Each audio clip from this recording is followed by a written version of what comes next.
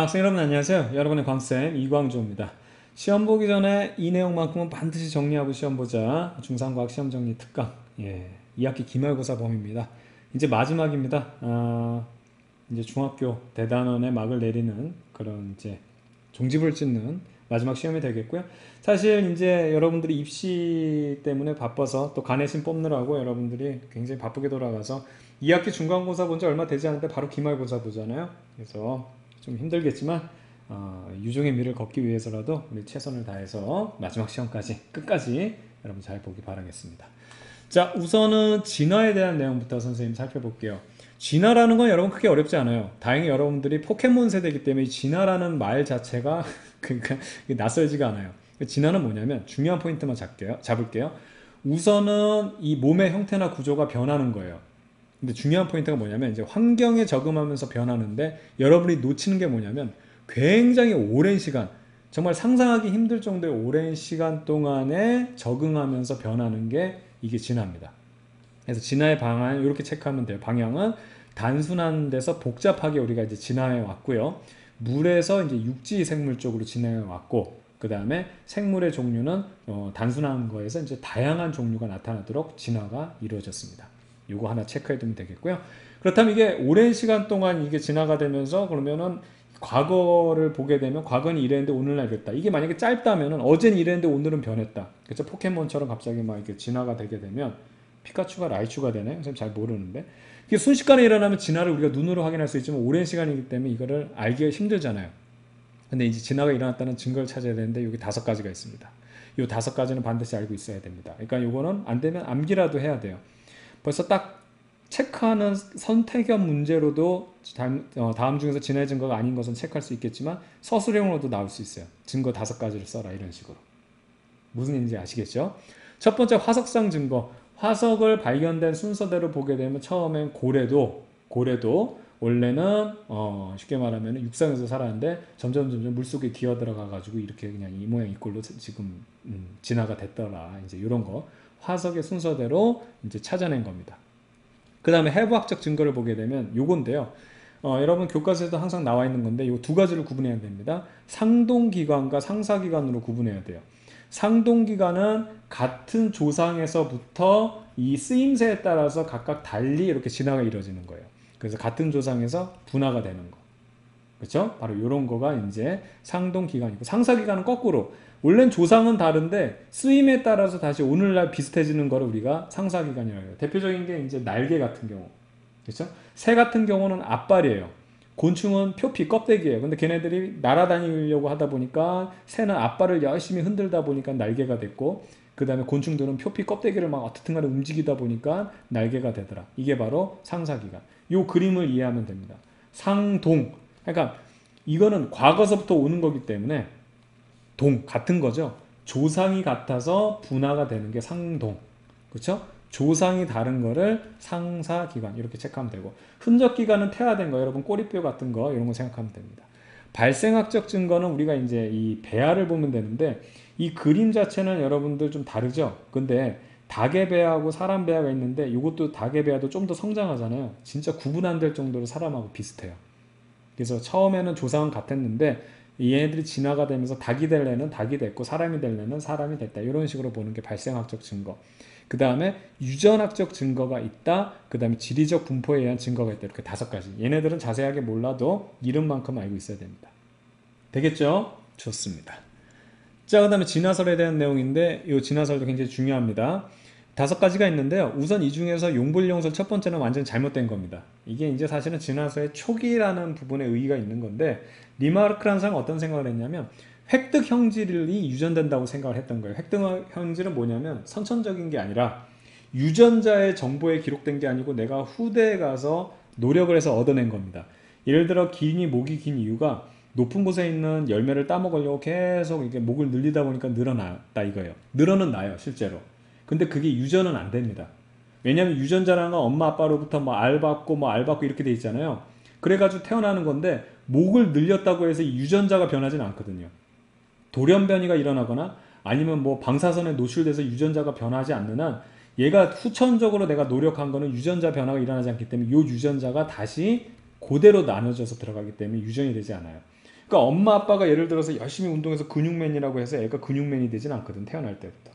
그래서 획득 형질은 유전되지 않는다는 것 때문에 용불용설은 틀린 내용이다. 아시겠죠? 그래서 요거는 우선 틀린 내용으로 알고 있어야 되겠고요. 이게 이제 핵심이죠. 자연 선택설. 자, 요거는 뭐냐면 자연 선택 과정을 알고 있어야 되는데, 왜 어떻게 하면은 결과적으로 처음에는 기린들이 목이 짧았는데 결과적으로 기린들의 목이 길어졌느냐. 포인트는 이겁니다. 이 과정 다 알고 있어야 돼요. 서술형에서도 나옵니다. 과잉 생산. 애를 무턱대고 많이 낳다 보면 다양한 유전자 조합으로 아이들이 나올 수 있다는 얘기예요. 그쵸?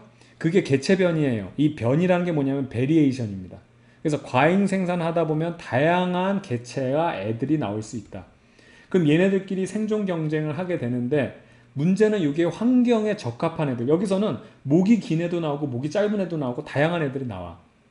그런데 여기서 먹고 살려고 하다 보니까 목이 긴 애들이 먹이도 잘 얻을 수 있고, 그러니까 성장이 굉장히 잘 되니까, 또 쉽게 말하면 배우자도 잘 만날 수 있겠죠. 짝짓기도 원활하게 할 수 있으니까 또 이런 애들이 또 더 자기의 새끼를 많이 낳을 수 있다는 얘기예요. 그래서 생존 경쟁에서 적자 생존이라는 게 바로 이겁니다. 그래서 환경에 적합한 자만 생존하고 그냥 환경에 적합하지 않은 애는 도태된다는 얘기예요. 근데 문제는 뭐냐면 여기서 중요한 게 용불용설하고 이제 구분해야 되는 게, 적자 생존돼서 자연 선택이 됐다고 얘기하거든요. 이 적자 생존이 돼서 환경에 적합한 애가 자연으로부터 선택받았다고 하는데, 이미 목이 긴 거를 가지고 있는 애들이 목이 길게 태어났죠. 우연히 그렇게 태어난 거예요. 짧은 애들도 있는데. 근데 이런 애들이 잘 사니까 얘네들이 짝짓기를 하니까, 짝짓기를 할 때도 또 목이 긴 애들끼리 또 많이 살고 있으니까 걔네들끼리 짝짓기 하다 보니까 어떻게 돼? 우연히 목이 짧은 애가 나올 수도 있지만 여전히 목이 긴 애들을, 유전자를 가지고 있는 애들이 많으니까 목이 긴 애들이 확률이 많아지죠. 그래서 목이 긴 애들이 더 많이 태어나게 되고, 그게 계속 세대를 거듭해서 반복하다 보면 목이 긴 애들이 다 점령을 하게 된다. 그래서 진화가 일어났다고 얘기하는 겁니다. 자, 다시 처음에 많이 낳다 보면 다양한 애들이 나와요.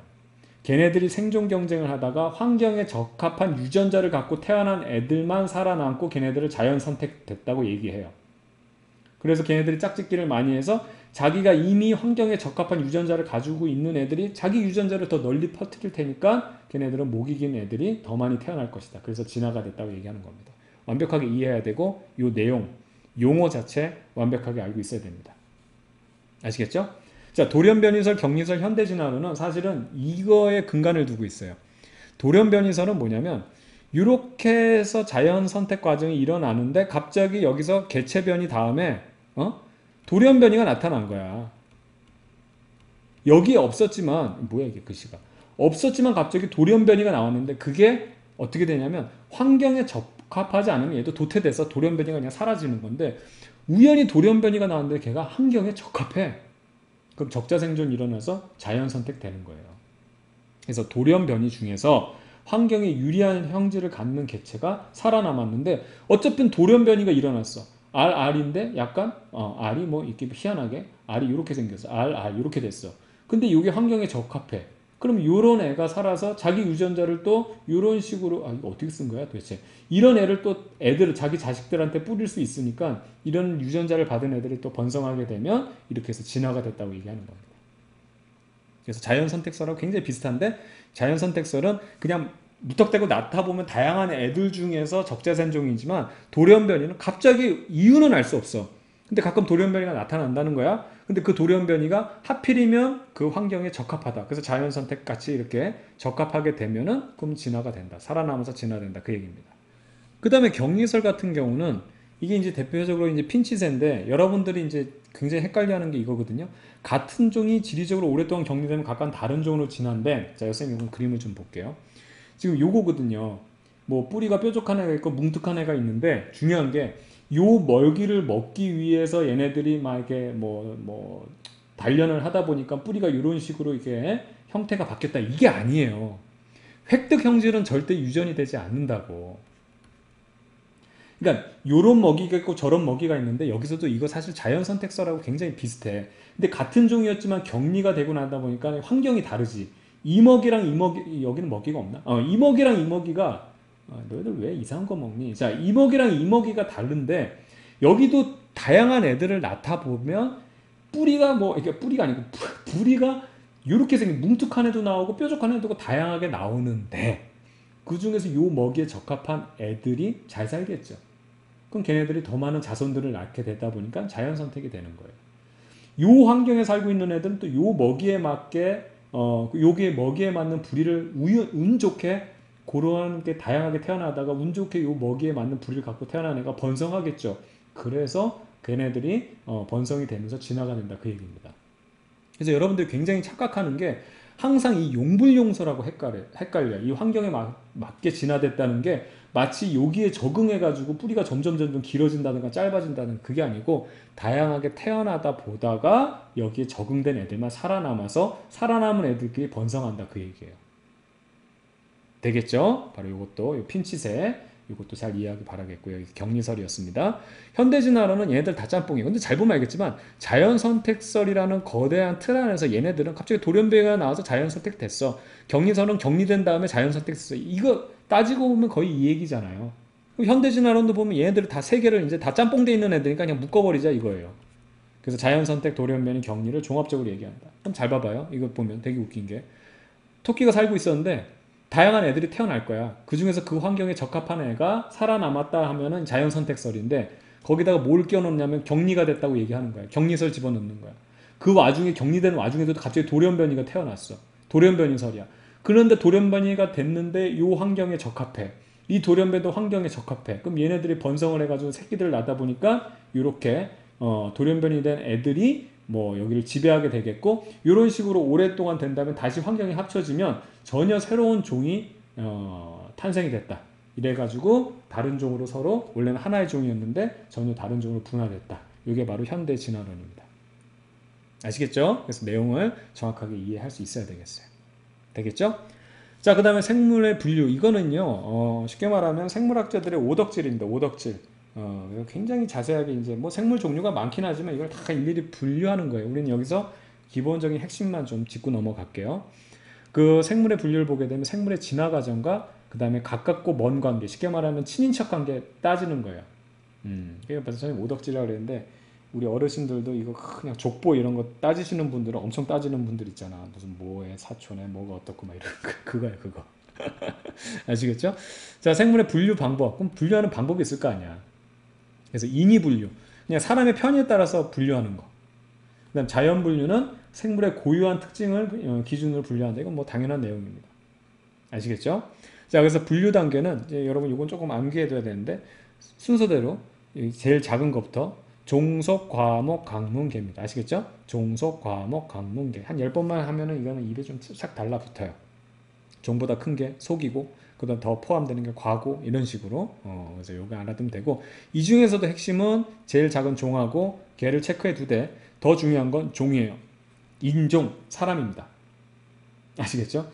그래서 여기서 보게 되면 종의 개념은 생물의 분류의 기본 단위예요. 얘가 분류의 가장 기본이기 때문에 종 이게 중요하다고 하는 거고 짝짓기를 통해서 생식 능력이 있는 자손을 낳을 수 있는 무리예요. 그래서 사람 인종은요.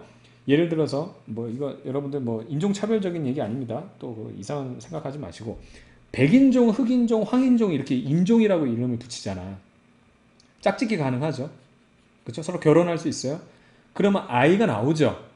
그리고 그 아이가 또 다른 아이를 낳을 수 있는 생식 능력이 있죠. 그래서 같은 종이에요. 백인종이건 황인종이건 흑인종이건 이거는 같은 종입니다. 그래서 인종이라고 하는 거예요. 근데 사람하고 무슨 뭐 다른 동물 이건 안 되잖아요. 애도 태어나지도 않지만 태어났다 하더라도 여러분들 무슨 뭐 라이거나 이런 거 있죠. 걔네들은 생식 능력이 없어요. 그럼 같은 종이라고 안 한다고. 그거 구분하는 거 하나 체크해두면 돼요. 그리고 이 종이라는 것은 서술형으로도 나와요. 종에 대한 정의. 아시겠죠? 그래서 짝짓기를 해서 어떻게 자유로운 짝짓기를 해서 생식이 능력이 있는 자손을 낳을 수 있는 그 기본 단위를 우리가 종이라고 한다. 그렇게 체크하면 되겠고요. 개통수는 개통을 나타내는 나무 숫자예요. 그래서 생물 유형 관계를 토대로 공통조상과 여기에서 진행한 관계를 나타내는 건데 밑에서부터 과거고요. 가지 뻗어나가는 게 현재입니다. 그래서 여기는 공통조상으로 출발해서 얘들이 이렇게 벌어져 나가는 거예요. 그래서 이쪽을 봤을 때 가장 현재죠. 그래서 현재에서 가장 가까운 쪽 있는 애들이 가까운 친척이에요. 그 다음에 여기도 가깝고 여기도 가깝죠. 그렇지만 요 ABC하고 DC는 조금 먼 친척이 된 거예요. 아시겠죠? 그래서 원래 조상은 하나였지만 갈라져 보다 보니까 현대로 오면 올수록 벌어지는데 가장 최근에 여러분들 그러니까 여기서 선생님 좀 지우고요. 개통수는 어떻게 하냐면 가장 최근 있죠. 최근에 분화된 애들이 가장 가까운 친척이에요. BC는 가까운 친척이지만 이 BC들하고 A를 보게 되면 조금 더 과거에서 이렇게 분화가 됐죠. 그럼 약간 먼 친척이 되는 거고 아예 얘네들하고 얘네들은 더 과거에서 분화가 됐죠. 그러니까 더 먼 친척이 되는 겁니다. 무슨 얘기인지 아시겠죠? 최근에 분화될수록 현재 가장 가깝게 분화된 애일수록 가까운 친척들이다. 그 다음에 이렇게 조금 더 과거 쪽으로 이렇게 내려가면 과거잖아요. 과거 쪽으로 분화된 애들은 조금 더 먼 친척들이다. 이렇게 A하고 BC하고 그 다음에 얘네들 ABC하고 DC는 더 과거로 내려가야 분화가 되죠. 그럼 얘네들은 더 먼 친척이다. 이렇게 체크하는 겁니다. 아시겠죠? 좋습니다. 자, 그 다음에 이제 생물의 5개 분류 체계라고 있는데 5개로 이제 그 체계를 나누는 건데 여기 보면 개 보이죠? 개? 요거예요, 요거. 큰 걸로. 자, 여기 조금 암기예요. 100% 암기인데 조금이 아니라 완전 100% 암기인데 여기 조금 처음에는 헷갈릴 거예요. 원핵 생물계랑 원생 생물계, 균계, 식물계, 동물계로 구분을 해야 됩니다. 근데 요거는 여러분들 여러 번 읽으면서 할 수밖에 없어요. 이건 다 외워야 되는 거기 때문에 선생님은 크게 두 가지로 우선 구분할게요. 원핵 생물계가 있고요. 원생 생물계로 이렇게 크게 두 가지로 우선 분류를 할게요. 왜 그러냐면 원핵 생물이란 건 뭐냐면 이게 원핵 세포로 이루어져 있는 건데 가장 어떻게 보면은 미개하다. 쉽게 말하면 굉장히 단조로운 가장 단순한 구조의 생물. 균 종류들. 그래서 이 원핵 세포로 되어 있는 이 원핵 생물계는 핵막이 없어요. 반면에 이거보다 발달된 게 진핵세포거든요. 여기 있는 원생생물계들은 여기 보면 원생생물계, 균계, 식물계, 동물계는 다 진핵세포예요. 발달된 애들이에요. 그나마 원핵세포보다. 그래서 선생님이 이거 두 개를 분류하는 겁니다. 그래서 얘는 핵막이 있어요. 핵이 구분이 없는 거랑 있는 거랑 왜 그러냐면 여러분들 보면 알겠지만 개인 프라이버시라는 게 있잖아. 그래가지고 이거를 갖다 그냥 한 방에서 온 가족이 그냥 다 자는 것보다 아빠 방, 엄마 방, 각방 쓰시나? 사이가 안 좋으신가 봐요. 자, 부부방, 자녀방도 형방, 뭐 언니방, 누나방 이렇게 따로 떨어져 있으면 이게 좀 더 발전된 형태잖아. 그러니까 핵하고 이렇게 세포질하고 이게 구분이 돼 있는 거 있잖아요. 이게 진핵세포가 좀 더 발전된 형태가 되는 겁니다. 그래서 원핵세포는 가장 단순한 구조. 그 다음에 원생생물계는 이 진핵세포로 돼 있는 애들 중에서 뒤에 나와 있는 균계, 식물계, 동물계도 다 진핵세포로 되어 있다고 그랬죠? 근데 균계, 식물계, 동물계에 포함하지 않은 나머지 찌끄레기들 찌끄레기를 해서 미안해.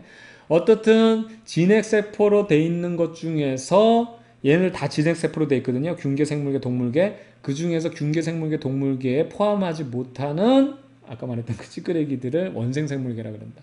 그 중에서 광합성하는 애는 이제 긴 미역, 다시마 등이 있고요. 비광합성하는 애들, 못하는 애들은 아메바, 집신벌레. 그 다음에 엽록체와 운동기관이 모두 있는 원생생물은 이제 유굴레나 이런 것들 있다는 거 체크하면 되고요. 그 다음에 진핵세포로 이루어져 있으면서 균계라고 있습니다. 그래서 영록소는 없지만 다세포 생물이어서 이제 기생생활하는 애들, 곰팡이나 버섯 같은 경우는 진핵세포로 되어 있으면서 균계. 그 다음에 진핵세포로 되어 있으면서 식물계는 식물들, 그래서 광합성에 의해서 유기물 합성하는 진핵생물들이고요. 그 다음에 동물계는 진핵세포로 되어 있으면서 엽록체가 없어서 그래서 광합성 못하는 진핵생물이에요. 다시 한번 정리하면 원핵세포로 되어 있고 진핵세포로 되어 있는 걸 두 개로 크게 구분하면 원핵세포 원시적인 거, 원시적이라고 생각하면 돼요. 걔네들은 원핵생물계. 그 다음에 진핵세포로 되어 있는 애는 얘네들보단 발전이 됐지만 여기서 균계, 식물계, 동물계를 제외하고 나머지를 이제 원생생물계라고 한다는 거예요. 되겠죠? 그래서 이렇게 정리하면 되겠습니다. 자, 그렇게 해서 이 단어 끝내고 이제 별의 특성에 대해서 살펴볼 건데 이 단어는 좀 재밌어요. 자, 계절별 별자리. 그래서 밤 9시경 기준을 잡았어요. 그래서 남쪽 하늘에서 볼 수 있는 별자리를 계절에 따라 다르겠죠?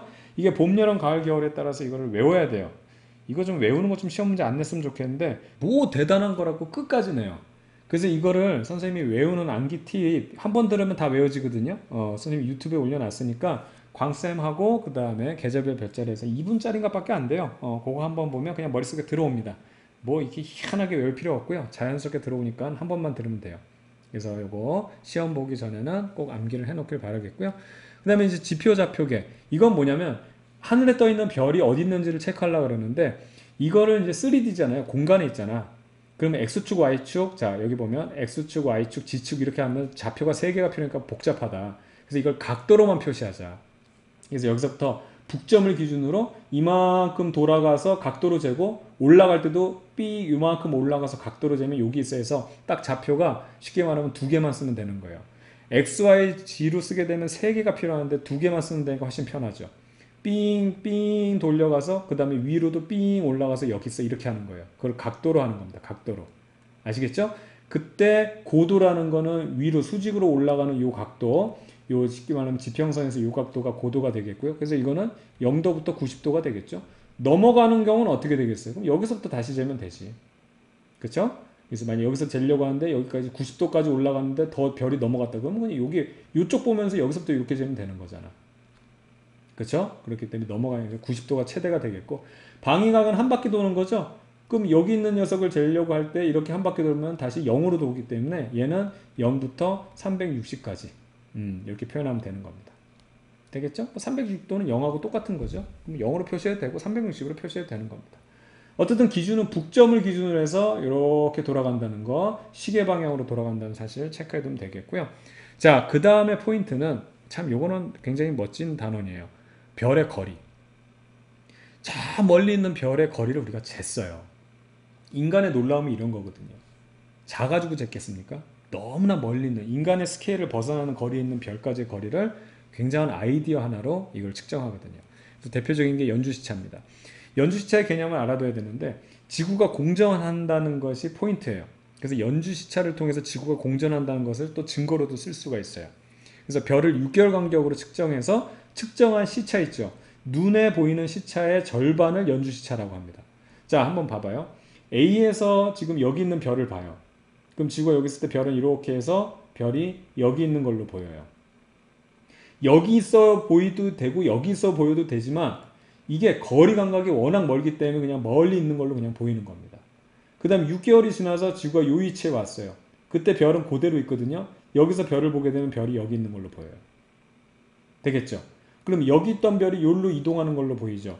요때 요 각도가 바로 시차가 돼요. 요 차이의 각도가 시차가 된다고. 근데 요 차이의 각도가 요 시차인데 그거의 절반을 연주시차라고 합니다. 그럼 잘 봐봐요. 우선 중요한 포인트는 별이 만약에 가깝게 있으면 이 연주시차는 커져요. 왜냐하면 여기서 보게 되면 별이 여기 있고요.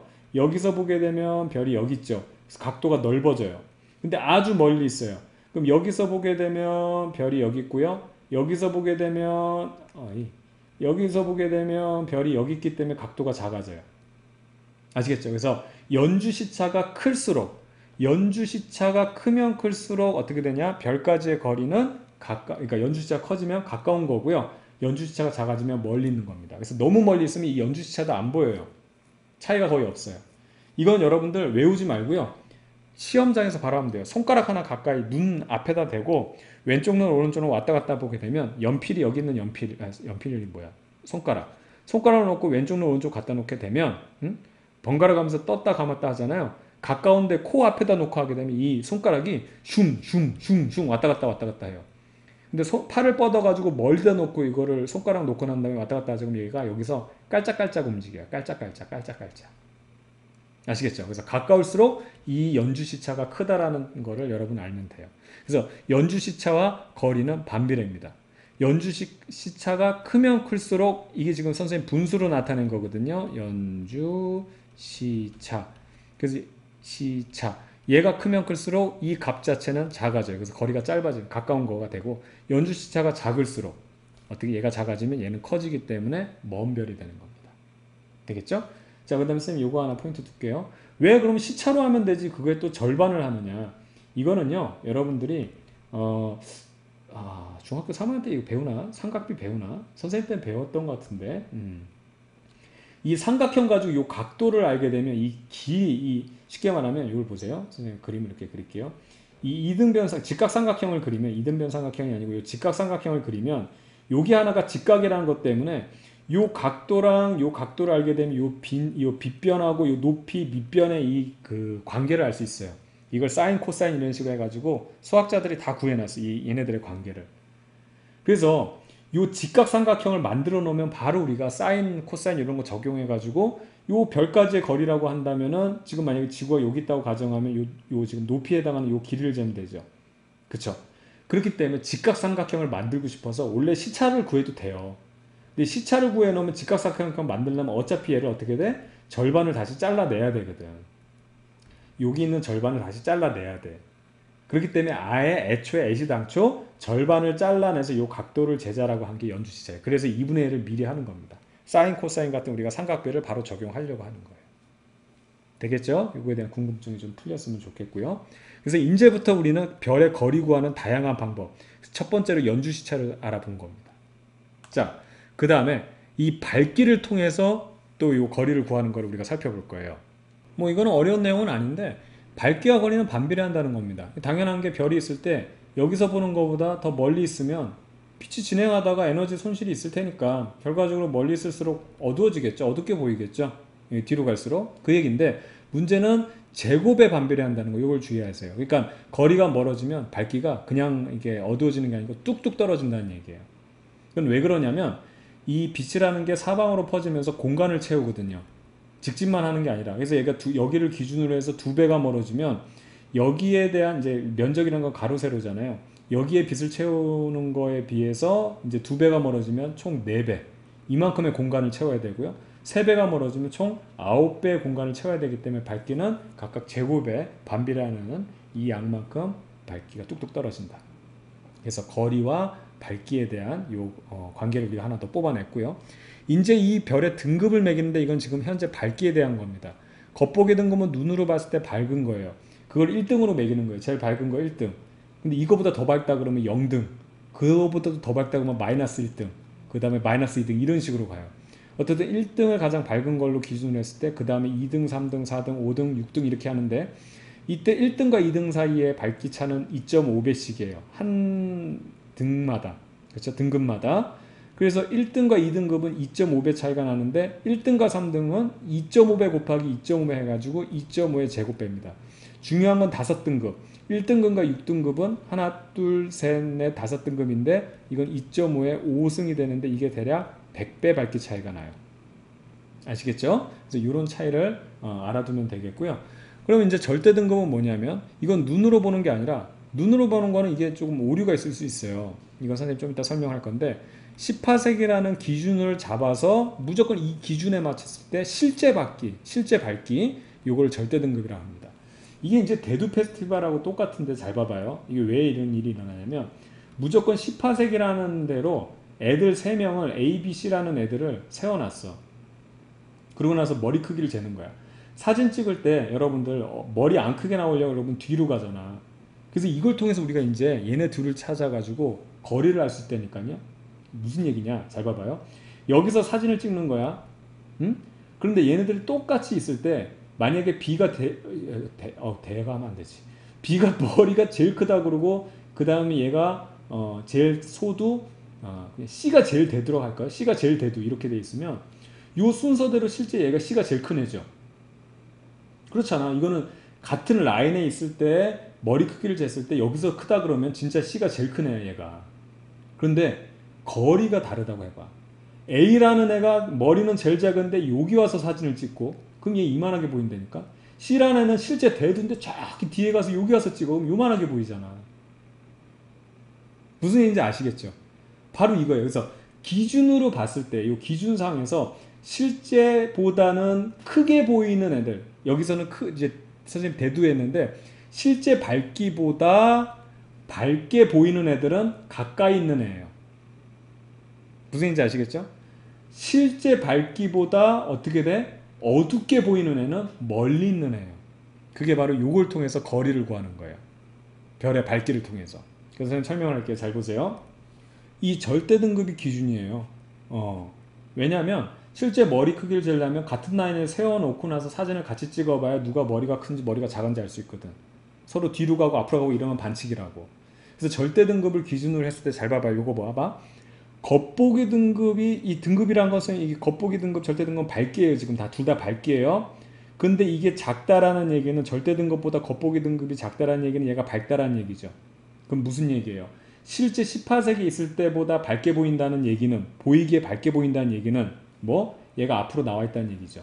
그래서 18색보다 가까이 있는 별이에요. 겉보기 등급과 절대 등급이 똑같아요. 18색이 있을 때 밝기랑 겉보기 있을 때도 똑같아. 여기 있으면. 그 얘기는 무슨 얘기야? 그냥 18색에 서 있기 때문에 얘를 그냥 18색에 놨을 때랑 그 다음에 실제로 18색에 서 있기 때문에 그때 밝기는 눈으로 볼 때 똑같다는 얘기지. 그 다음에 절대 등급보다 겉보기 등급이 크다. 등급이 크다는 얘기는 어두운 별이죠. 겉보기가 어두워요. 실제보다. 이건 무슨 얘기예요? 얘는 여기 있을 때는 이 정도 밝기인데 실제로 눈으로 볼 때, 그러니까 실제가 아니라 눈으로 볼 때는 어떻게 된다? 더 어둡게 보인다는 얘기는 뒤로가 있다는 얘기잖아. 무슨 얘기인지 아시겠죠? 그래서 이거는 18색보다 멀리 있다. 그래서 선생님 이거 문제풀이 같은 경우는 그 겉절이라고 해가지고 겉보기 등급 빼기 절대 등급을 해서 요게 음수면 18색보다 가까이 있는 별. 이게 그거예요. 아까 이거 일로 넘기면 이거잖아. 절대 등급보다 겉보기 등급이 작다라는 얘기는 어떻게 돼? 가까이 있다는 얘기가 되는 거지. 이해가죠? 눈으로 볼 때 더 밝게 보인다는 거니까. 등급이 작다는 건 밝다는 거니까. 그 다음에 얘네들이 0으로 되면은 18색이 있는 별이고 0보다 크면은 18색보다 어떻게 멀리 있는 별이다. 이렇게 하는 거예요. 자, 그 다음에 별의 색깔과 표면 온도인데, 자, 색깔을 통해서 그 별의 온도를 알 수 있어요. 눈으로만 보고 그 별의 온도를 알 수 있다는 거예요. 근데 사실은 지금까지 했던 거랑 좀 다른 겁니다. 지금까지는 다 거리에 대한 얘기였어요. 그래서 연주치를 통해서 별이 얼마큼 떨어져 있는지 거리 구했고, 밝기 차이를 이용해 가지고 걔가 얼마큼 떨어져 있느냐, 18색보다 가깝게 있냐 멀리 있느냐 이걸 알아낸 거라고 하면, 이제는 그 별빛의 색깔을 보고 걔가 얼마큼 뜨거운지를 알 수 있다는 거예요. 그러니까 새로운 겁니다. 그래서 파란색으로 갈수록 온도가 높고요, 붉은색을 나타낼수록, 그 빛의 붉은색으로 나타낼수록 이게 낮습니다. 그러니까 가스불도 뭐 파란색 있고 뭐 빨간색 있고 이런 거죠. 그런 거랑 개념 비슷한 거예요. 그래서 여기선 중요한 거 파란색, 흰색, 노란색, 붉은색 이렇게 기준을 잡으면 그 사이에 낀 거는 파란하고 흰이니까 청백색, 그 다음에 노란색이니까 황색이죠. 그 다음에 백색이니까 황백색, 그 다음에 노란과 붉은은 주황색 이렇게 하면 되고, 이때 분광형이라고 해서 파란색인 온도가 높은 거일수록 O, B, A, F, G, K, M에서 이거 외워야 돼요. 순서대로. 어떻게 외우냐면 이거 고전적인 방법인데 O, B, Fine girl, kiss me. 남학생들은 이렇게 하면 되고 여학생들은 O, be a fine guy, kiss me 해가지고 멋진 여자요 나한테 뽀뽀해줘 뭐 이런 거예요. 멋진 남자요 뽀뽀해줘 이렇게 외우면 됩니다. 그래서 먼저 나온 걸수록 어떻게 온도가 높다 이렇게 알아두면 되겠고요. 여기서 주의할 사항 하나는 밝은 별이라고 해가지고 온도가 높은 별이라고 할 수는 없어요.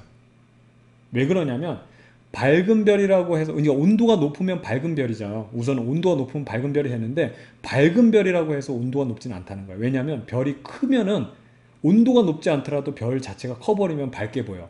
꼬마 전구 하나는 안 밝잖아요. 근데 걔네들이 엄청나게 많아. 이게 커가지고 엄청나게 많으면 전체적으로 밝아지거든. 아시겠죠? 그래서 주의할 사항 다시 한번 얘기합니다. 밝다고 해서 항상 온도가 높은 것은 아니다. 요거를 좀 여러분들 체크해 두면 좋겠습니다. 됐죠? 자, 그 다음에 은하 우주는 여러분들 되게 쉬운 내용이라서 그냥 암기만 해도 됩니다. 우선 우리 은하에 대한 규모를 알고 있어야 되겠어요.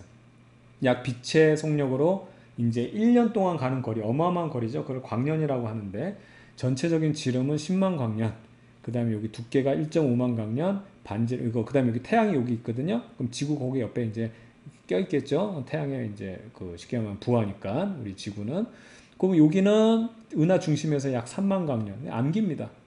그렇죠? 그다음 위에서 본 모양 보면 중심이 이렇게 막대처럼 돼 있고 나선팔이 감겨 있는 이런 형태가 바로 우리 은하다. 태양은 요쯤에 있다.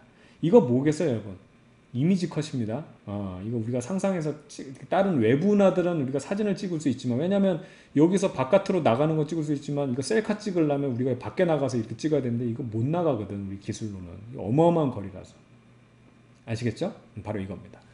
자, 그 다음에 우리 은하에 대한 특징은 이렇게 정리하면 되겠고요. 요거 다 시험 문제거리. 그 다음에 막대 나선, 중심이 막대 나선, 그러니까 막대고 그 다음에 나선팔이 감겨있는 막대 나선 은하가 우리 은하라고 지금 생각하고 있고요. 사실 선생님 중학교 때, 고등학교 때는 우리 은하가 이제 그 정상 은하라고 배웠어요. 그 중앙이 원이고 나머지 나선팔이 감겨있다 했는데 이게 바뀐 겁니다. 이 여러 가지 데이터를 조합해 보니까 아니다, 이게 아니다 이렇게 된 거예요. 그렇죠? 네, 좋습니다. 자, 그 다음에 은하의 구성 천체를 보게 되면 우선 성간물질. 별과 별 사이에 있는 물질이 채워져 있다. 이게 이제 별들이 죽은 다음에 터진 다음에 이제 폭발하거든요. 마지막에 채울 때 그때 퍼져나가는 물질들이 가스와 티클 형태로 되어 있는 게 이제 성간 물질이고, 성운은 이러한 가스나 티클, 성간 물질들이 모여가지고 구름처럼 뿌옇게 보이는 게 바로 성운이에요. 그래서 여기 보면은 반사성운, 방출성운, 암흑성운이 있는데 이거 한번 체크해 볼게요. 얘네들도 여러분 정확하게 구분할 수 있어야 되는데 봐보세요. 이 사진으로 보는 것보다 이걸 설명해 볼게요. 지금 이게 성간 물질들이 이렇게 뿌옇게 있는데 요 안에 별이 있어요. 그쵸? 그럼 별에서 불빛이 이렇게 나오면 우리가 만약에 관측자가 여기 있으면 불빛이 나오면서 주변이 뿌옇게 안개처럼 보이죠. 그쵸? 그게 방출성운이에요. 되겠습니까? 그럼 반사성운은 뭐냐면, 반사성운은 요 부분에 별이 앞부분에 있는데 여기가 성간 물질이 아까 방출성운보다 너무 진해. 너무 진하게 있어. 그럼 얘가 뚫고 나가지 잘 못하니까 다시 반사돼서 돌아와. 이걸 보게 되면 이 부분이 반사성운이 되는 거예요. 파란색 쪽으로 좀 보입니다. 되겠죠? 그럼 암흑성운은 뭐냐면 이 반사성운 뒤편에 있는 관측자가 볼 때예요. 그럼 얘가 뚫고 별이 여기 있지만 뚫고 나가지 못하니까 다른 여기 보면 진한 부분 말고 흐린 부분은 이 별빛이 새어 나와서 여기가 이렇게 좀 그래도 별빛이 보이는데 이 부분 진한 부분은 통과 못하니까 여기는 어둡게 보이겠죠. 이게 바로 암흑성운이에요. 그래서 이 부분에서 암흑성운인 부분은 이쪽 반대편으로 오게 된다면 반사성운이 되는 부분이에요. 아시겠죠? 그래서 이런 거 한번 체크해 두면 되겠고요. 성단은 이제 말 그대로 별들이 모여있는 집단입니다. 그래서 이거 시험 문제 반드시 나오니까 체크하세요. 구상성단과 상계성단이 있는데 구상성단, 상계성단 딱 하나로만 정리하면 됩니다. 구상성단은 별들의 노인정이에요. 늙은 별들의 집단이고 상계성단은 젊은 별들의 집단이에요. 그래서 여기는 공 모양으로 동그랗게 뭉쳐 있어서 자 수만에서 수십만 개의 별들이 아주 빽빽하게 모여 있는 거. 그래서 여러분들 어르신들 보면 우리 여행 같은 거 보면 젊은 사람들은 그래도 따로따로 가잖아. 그래서 여기는 많이 모여있지 않아요. 수십에서 수만 정도 별들이 듬성듬성 그룹을 이루면서 자기가 친한 애들끼리만 이렇게 모여있는 게 젊은 별들의 집단인 상계성단. 흩어질 산자에다 개별개자 이렇게 생각하면 되는 거예요. 근데 노인분들은 여행을 가도 이렇게 개별적인 여행 안 가잖아. 무조건 그냥 그 전세버스 해가지고 맨날 그런 거 좋아하시잖아요. 단체로 막 가시는 거. 그게 이런 거야. 구상성단은 아주 빽빽하게 모여 있습니다. 분포 위치는 은하외과 헤일로라고 되어 있죠. 이 부분하고요. 중심에 있어요. 은하 중심에 구상성단. 그리고 헤일로라는 거는 인접. 그러니까 쉽게 말하면 여기 우리 은하의 약간 중심 부분에서 벗어난 바깥쪽 부분. 그러니까 이게 완전히 똑같다니까. 그러니까 상계성단은 나선 팔 부분에 있어요. 이게 뭐냐면 어르신들은 이미 우리 뭐 경제활동을 할 때 여러분들이 젊은이들하고 한다면 이 사회의 중심이야 지금은. 그렇죠? 그 다음에 우리 젊은이들은 아직까지는 여기 좀 주변에서 맴돌고 있죠. 그렇죠? 아직 이 세상을 끌고 가진 못하잖아. 경제활동을 하진 못하잖아. 그래서 여러분 열심히 공부해서 나중에 경제활동을 하겠지만. 됐죠? 그리고 여기 중심에 있는 분들이 대부분 어르신들이고, 그 다음에 이 구상성단 중에 이제 이 헤일로에 있는 부분들은 좀 독거노인들, 조금 이제 어렵게 사시는 분들 이렇게 생각하면 되는 거예요. 색깔은 붉은색, 그렇죠? 온도가 낮습니다. 이제 에너지가 많이 이제 쇠한 거죠. 파란색 에너지 많은 거죠. 그래서 여러분들 그 말하고 똑같은 거야. 그 젊은이들을 약간 비하하는 말로 새파랗게 젊은 애, 머리에 피도 안 말려 하면서 막 새파랗게 이게 맞아요. 어떻게 하셨어요? 우리는 파래요. 이런 거예요. 고온이고 여긴 저온이고 나이 많고 적다 이겁니다. 되겠죠? 이렇게 설명하다 보니까 이런 질문하는 애들이 있는데 그럼 이 상계성단 애들이 늙어지면 가운데로 가나요? No, 그건 아니지. 여기 있는 애들이 소멸이 되고, 그렇죠? 여기는 구상성단이 소멸되고 이제 여기 있는 애들이 늙은 별이 되겠죠. 그럼 여기는 새로운 별들이 생기게 되겠습니다. 여기 이제 죽고 나면 새로운 게 태어나니까 위치가 뒤바뀌게 되는 거예요. 근데 이거는 우리 인간의 스케일이 아니야. 엄청난 시간이 흘러야지만 되는 거기 때문에. 되겠죠? 좋습니다. 자, 그 다음에 이 외부 은하를 이제 여러 가지 형태의 은하들이 있거든요. 그래서 우리 밖에 있는 모든 은하를 외부 은하라고, 우리 은하는 아까도 얘기했지만 막대 나선 은하입니다. 자, 허블의 은하의 분류, 요거 시험 문제 한 문제거리인데 분류 기준이 가장 중요해요. 타원 은하도 있고, 자, 색깔을 타원 모양으로 은하도 있고, 그 다음에 정상은 이거 동그랗고요. 그 다음에 나선 은하는 팔 달린 거, 그 다음에 여기가 막대 모양으로 돼 있고 팔 달린 거 막대 나선 은하, 그 다음에 이건 뭐 이두저도 아니고 뭔 모양이니 해가지고 불규칙 은하 이렇게 돼 있는데요. 중요한 거는 이걸 하나하나 외우는 게 아니고 이게 중요합니다. 허블이 은하를 분류한 기준이 뭐냐? 은하의 모양이거든요. 이거 한마디로 말하면 뭐죠? 외모예요, 외모. 외모 보고 얘는 이쁘네, 못생기네 이렇게 구분한 겁니다. 아니 망원경 가지고 관측하면서 구분해야 되는데 이거 외모로밖에 어떻게 구분해? 얘를 만나보고 무슨 대화를 나눠봤어, 무슨 사람의 됨됨이를 파악해봤어. 말도 안 되지. 그냥 외모 보고 구분했다. 되겠죠? 좋습니다. 자, 그 다음에 마지막으로 대폭발 우주론. 그러니까 우주의 기원은 한 점에서 엄청난 고열과 고압으로 폭발하고 나서부터 얘네들이 물질이 모여서 여러 가지 별들도 만들어지고 은하들이 만들어지게 되겠고, 그러면서 우주 공간은 계속해서 팽창하고 있다. 오늘날까지도 계속 팽창하고 한다는 게 우주, 대폭발 우주론 빅뱅 이론이에요. 그럼 이거에 대한 증거가 있어야 될 거 아니에요. 그게 바로 적색편입니다. 적색편의는 여러분들 뭐 자세한 거는 고등학교 가서 물리를 공부하면 아는데 이거예요. 접근해서 가까워지면은 청색 계열의 도플러 시프트, 즉 편의가 나타나요. 정상적인 이 빛의 스펙트럼 있잖아요. 정상 스펙트럼보다 청색 쪽으로 가요. 접근을 하면. 근데 후퇴해서 멀어지게 되면 적색 쪽으로, 붉은색 쪽으로 편의가 일어나거든요. 그런데 외부 은하들에서 오는 빛들을 보게 되면 계속 얘네들이 정상보다는 가면 갈수록, 시간이 가면 갈수록 자꾸 적색 편의에 가까워진다. 그 얘기는 얘네들이 점점 우리 기준으로 했을 때 멀어지고 있다는 게 포인트입니다. 그래서 이 우주가 계속해서 팽창하고 있다는 게 바로 대폭발 우주론. 증거는 적색 편의. 요것만 체크해두면 한 문제 해결됩니다. 되겠죠? 자, 여기까지 해서 요 내용 마무리하겠습니다. 이렇게 해서 중학교 과학 그 대단원의 막을 내리면서 여러분들 시험 잘 보기 바라겠고요. 선생님은 이제 여러분 고등학교 가면 통합과학뿐만 아니라 물화생지에 대한 것도 이런 시험 특강 강좌를 마련해 놨으니까 여러분들 요 시험 끝나고 나서 입시할 때까지 시간이 좀 많이 남잖아요. 그때 이제 국영수도 열심히 하지만 이거를 길게 가지 말고 이런 시험 특강 같은 특강으로 짧게 모든 내용들을 한번 훑어보면 여러분들이 막상 학교에 가서 실제 공부해보면 굉장한 도움이 될 겁니다. 어쨌든 마지막까지 시험 잘 보기 바라겠고요. 선생님은 또 다음 강좌에서 만나도록 할게요. 여러분들 수고 많았습니다.